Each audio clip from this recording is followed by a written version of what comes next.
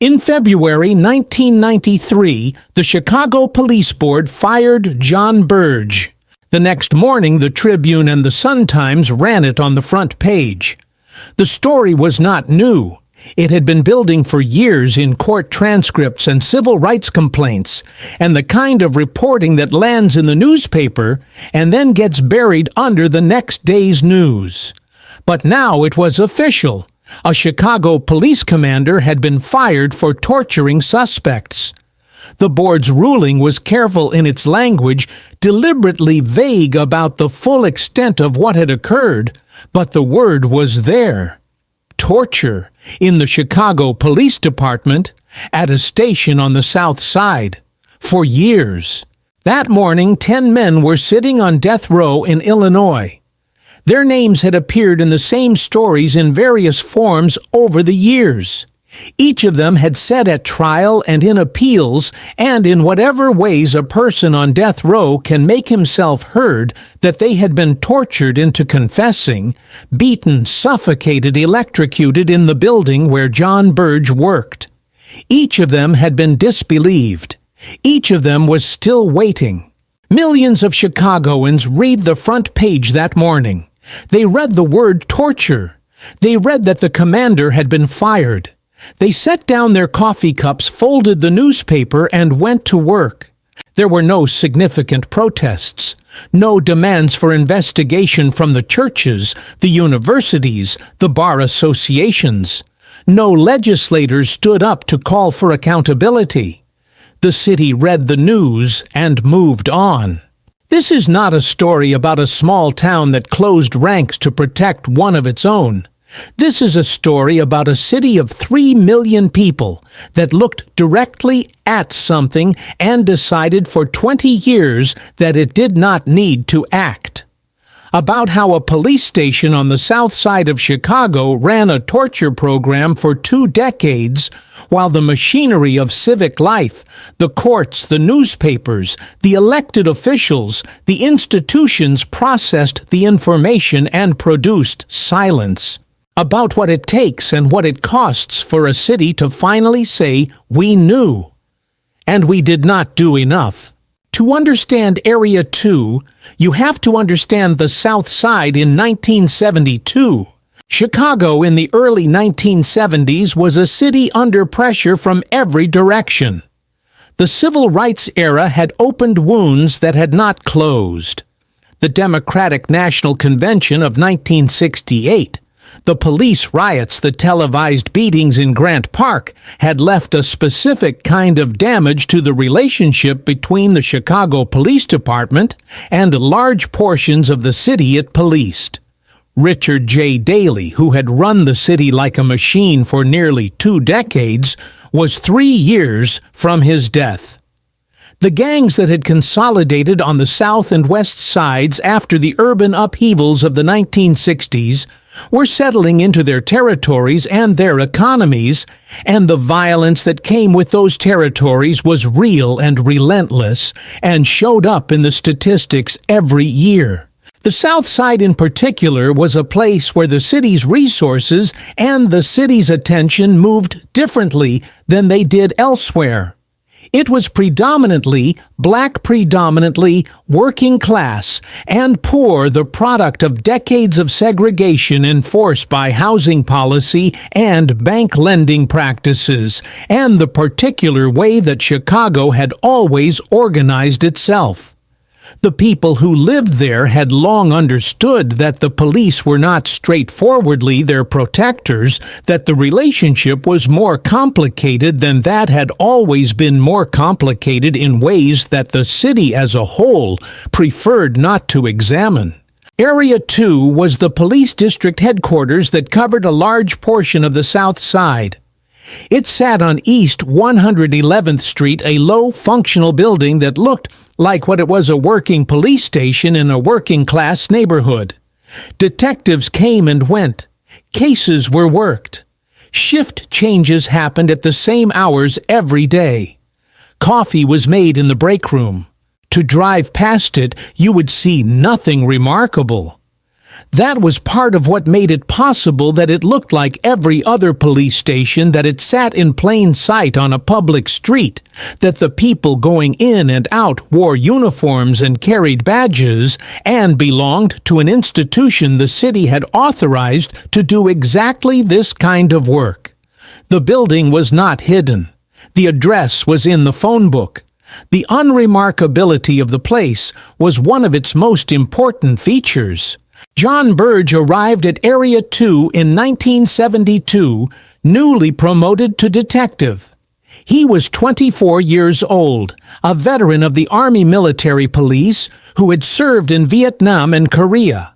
He was large and physically imposing, with the bearing of someone who had spent years in institutional authority. He had a reputation even then as someone who got results, who could break a difficult case, who could get a suspect to talk when others couldn't. No one at the time asked how. The room is the thing that stays with you when you spend enough time with these cases. Not the building, not the precinct, not the city around it. The room, the interrogation room at Area 2, where the door closes and whatever happens next is between the detective and the person in the chair, with no camera, no lawyer, no witness who is not on the detective's side. Over the years from 1972 through the late 1980s and into the early 1990s, more than 100 people would describe what happened to them in rooms like that one at Area 2. They came from different cases, different years, different circumstances. They had not coordinated their stories. They lived in different places, knew different people, had no particular reason to describe the same details in the same way. They described the same details in the same way. A metal box about the size of a small radio with wires attached. The wires were connected to the body, to fingers, to ears, to genitals. When the box was activated, the shock came. Not enough to kill. Enough to produce the specific total sensation of electricity moving through the body that no amount of preparation makes bearable. Enough that people would say years later that the sound of a certain kind of hum would bring it back. A plastic typewriter cover from the kind of typewriter that sat on desks in every office in Chicago in those years. Placed over the head, pressed tight. The air running out in the darkness inside the plastic. The panic that is older than language. The reflex of the body against suffocation that overrides everything else. Pulled away before unconsciousness. Put back. Pulled away. A telephone book thick and heavy in the way telephone books were in those years when everyone still used them. Used against the back, the sides of the head, the body. D. The technique of a person who has learned or been taught that a telephone book leaves bruises that do not photograph clearly, that do not tell a story that holds up in court. A gun placed against a temple or inside a mouth. The click of the hammer. Sometimes the chamber was loaded. Sometimes it was not. The person in the chair did not know which. These things happened in that building at the direction of or with the knowledge of John Burge over nearly 2 decades. The people who experienced them were overwhelmingly black men from the south side of Chicago. They were brought in for serious crimes, murders, armed robberies, crimes that the city needed solved, and that Burge's unit had a reputation for solving at a rate that impressed his superiors. The rate was high because the confessions were reliable. The confessions were reliable because once a person had been in that room long enough, they would sign whatever was put in front of them. The signed paper then moved through the system to prosecutors, to courtrooms, to juries who heard the defendant testify that the confession had been coerced, and heard the detectives testify that it had not, and who in most cases believed the detectives. And then to sentences, and then to cells, and in 10 cases to death row. Andrew Wilson was arrested in February 1982 for the murders of 2 Chicago police officers. The killings had shaken the department. 2 of their own shot in the line of duty, and the city was demanding answers. Wilson was brought to Area 2 and held there for interrogation under Burge's supervision. He was in that building for hours. When he emerged, he had confessed. What happened to Andrew Wilson in those hours was documented more thoroughly than almost any other case in the Burge archive, because Wilson did something that most people in his position did not do or could not do. He sued. He sued from prison with almost no resources and very little reason to believe it would lead anywhere, because it was the only instrument of truth left available to him. The lawsuit took years. It was fought and appealed and remanded and fought again.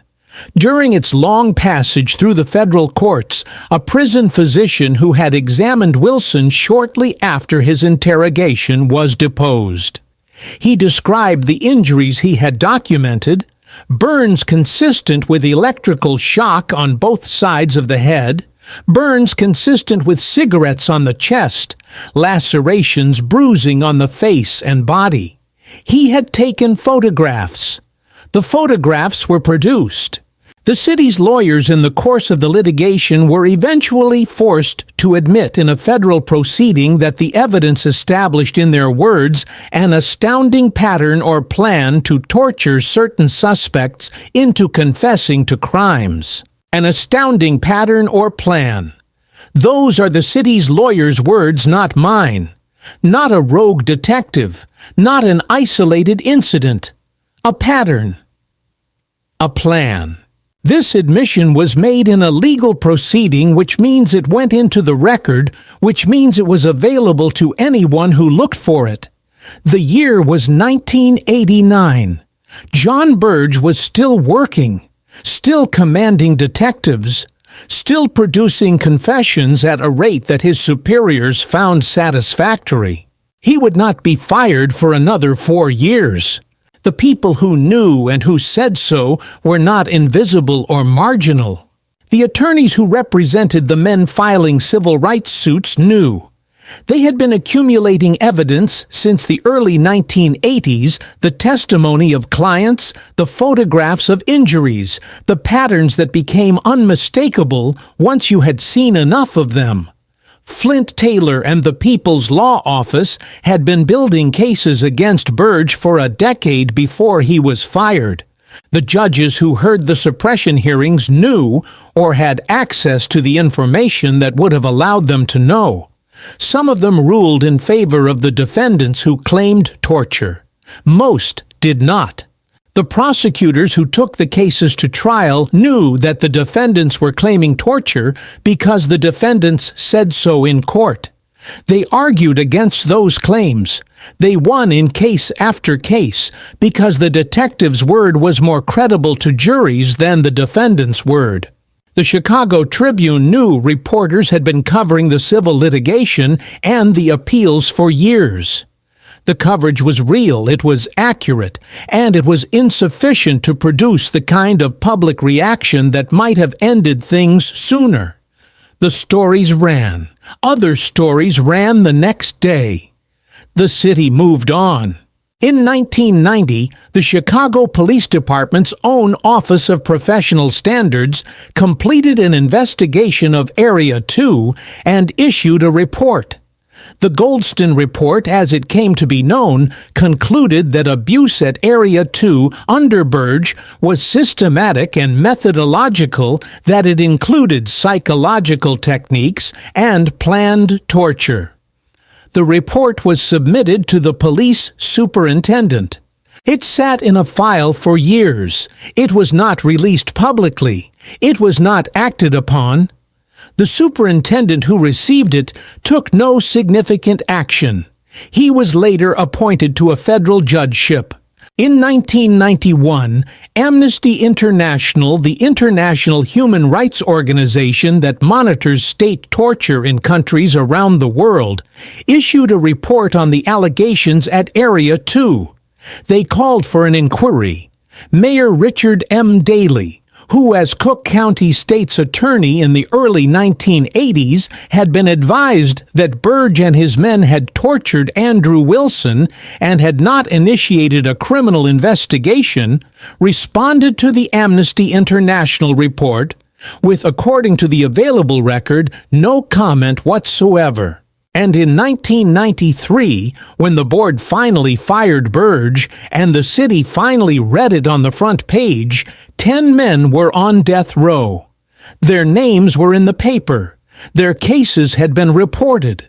The confessions that had put them there had been contested in court in hearing after hearing, year after year. The city folded the newspaper and went to work. One journalist who covered the story for years, John Conroy, writing for the Chicago Reader, wrote something about this that I have returned to many times. He said given the circulation of the daily papers and the reach of other Chicago media, it is safe to say that millions of Chicagoans now knew about the torture.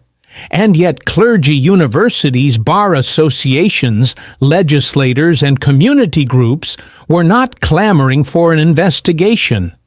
That he wrote was a reflection of the indifference of the community. The indifference of the community. In a city of 3 million people. I want to sit with that phrase because I think it deserves more than a moment. The indifference of the community is not the same thing as ignorance. Ignorance is not knowing. Indifference is knowing and not acting. The distinction matters not to assign blame in some simple way, but to understand what actually happened. Chicago was not uninformed. Chicago was indifferent. Why? Part of the answer is geography. Area 2 was on the south side. The men who were tortured there were black men from poor neighborhoods. The city that read the front page in 1993 was not a unified city. It was a city divided by race and class and the particular geography of segregation that Chicago had enforced for generations. The torture of black men on the south side was not to a significant portion of that city a story about people like them. It was a story about people over there in those neighborhoods where those things happened. The emotional connection that turns information into outrage was harder to make across those distances. Part of the answer is the nature of the information itself. The claims of torture came from men who had been accused of serious crimes, murders in many cases. The instinct to disbelieve a person who says the police hurt them is strongest when the person saying it has been charged with something terrible. It is easy to believe that a guilty person will say anything. It is harder and requires a specific effort of the imagination to believe that an innocent person will sign a confession. Most people do not make that effort. Most people do not have to. And part of the answer, the part I find hardest to set down cleanly, is that the city had a use for what John Burge was doing. Not an acknowledged use, not a stated policy, but a functional use. The South Side was violent. The gang crime was real. The murders of those 2 police officers in 1982 were real. The city needed those cases closed. The confession rate at Area 2 closed them. The question of how the confessions were obtained was a question that for a long time the city collectively decided not to ask too loudly. That is not innocence. That is something else. The Death Row 10 organized from inside. They had almost nothing time, and the ability to pass messages, and the knowledge that their cases were connected in ways the outside world had not fully assembled. They called themselves the Death Row 10. They coordinated with attorneys. They wrote letters. They gave interviews to journalists who came to see them. They built from inside prison cells the case for their own exoneration, because no one outside was building it for them at the scale that the situation required. In December 2002, Governor George Ryan, a Republican who had come into office skeptical of the innocence claims and who over the course of his tenure had been persuaded otherwise by the evidence, declared a moratorium on executions in Illinois. He commissioned a study. The study found the system broken in ways that went beyond individual cases. On January 11, 2003, in the last days of his governorship, Ryan commuted the sentences of all 167 death row inmates in Illinois to life imprisonment. He also issued 4 full pardons to Aaron Patterson, Madison Hobley, Stanley Howard, and Leroy Orange, 4 men whose convictions rested on confessions extracted by torture at Area 2. At the press conference, Ryan said the Illinois capital punishment system is haunted by the demon of error. He was right. The demon had been there for 30 years, operating under fluorescent lights in a police station on East 111th Street, and the city had chosen for most of those years to let it work. John Burge was finally charged in 2008. Not with torture, because the statute of limitations had long since expired on those acts, but with perjury and obstruction of justice for lying about the torture in a 2003 civil deposition. He was convicted in 2010 and sentenced to 4.5 years in federal prison. After serving 3 years, he was released. He returned to his home in Apollo Beach, Florida. He continued to receive his Chicago Police Department pension, approximately $3,000 per month, until his death in September 2018. He was 70 years old. The pension was not an oversight. Multiple attempts were made over the years to strip him of it. None succeeded. The city of Chicago, which in 2015 would pass the nation's first municipal reparations ordinance for police torture, survivors continued to pay the man who ran the torture program his retirement income until the day he died.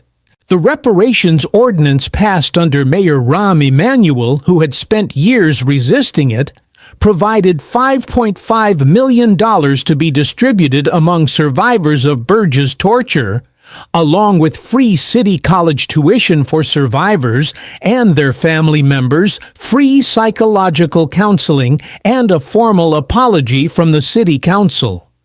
It also required that the history of the torture be taught in Chicago public schools. That last provision is the one I find most difficult to hold without complexity. The children of Chicago are now taught in their public school classrooms about what happened at Area 2.